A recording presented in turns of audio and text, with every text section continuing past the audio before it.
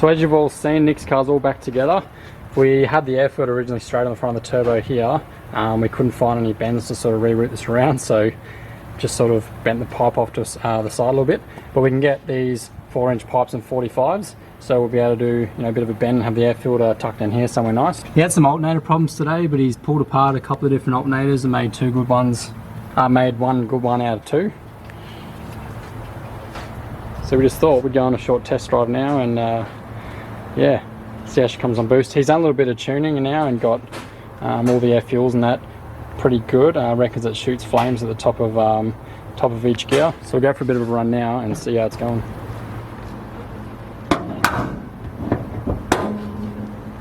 It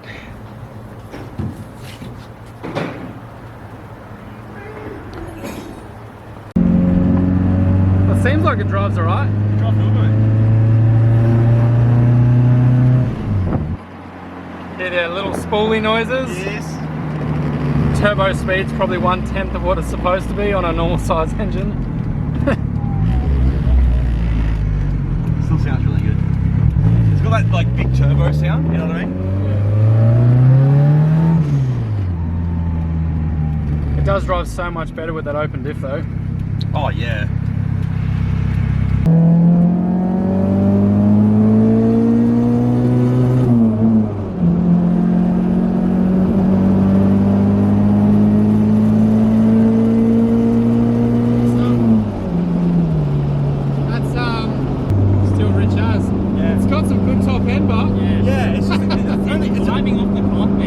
It's only 10 psi. Like 30 pounds. Yeah. Wait a second. Oh, that's flat foot.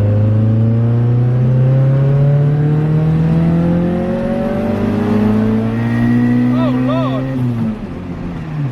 What up in the base gate? Oh, that feels good. Yeah.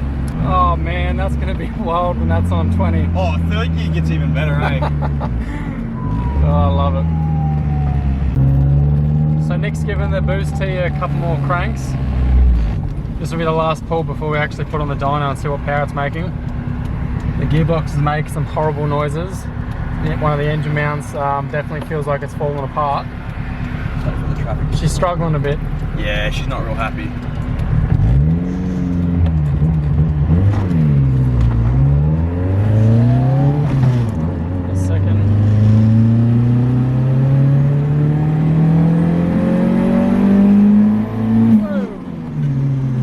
Actually got a bit of spooling noises then. Yeah, it gets. When it comes on boost properly, it makes really good noises.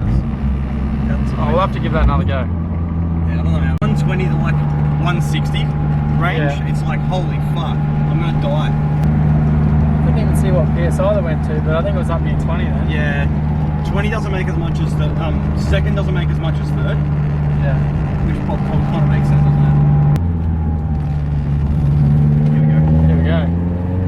So that's the second.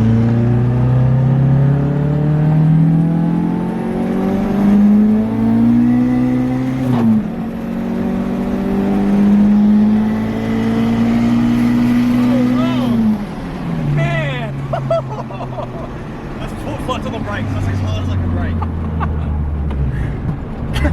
So that was like 22 pounds. Yeah. Yeah, that pulls a lot better than the TDF5. So the conclusion today for the big turbo Starlet, considering it's got a 0.86 rear housing, it is sick.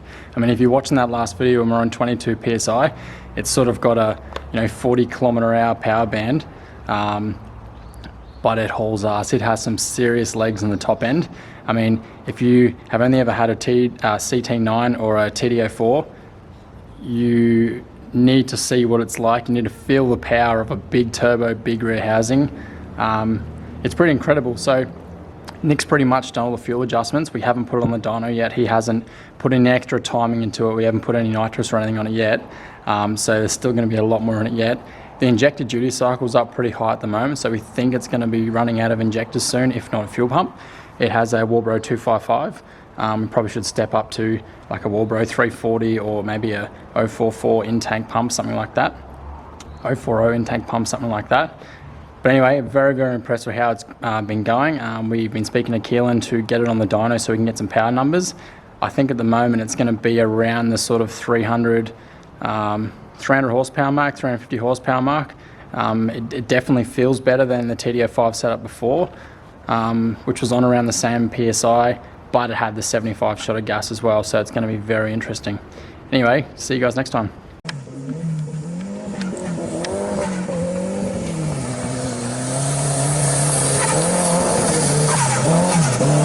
Yeah.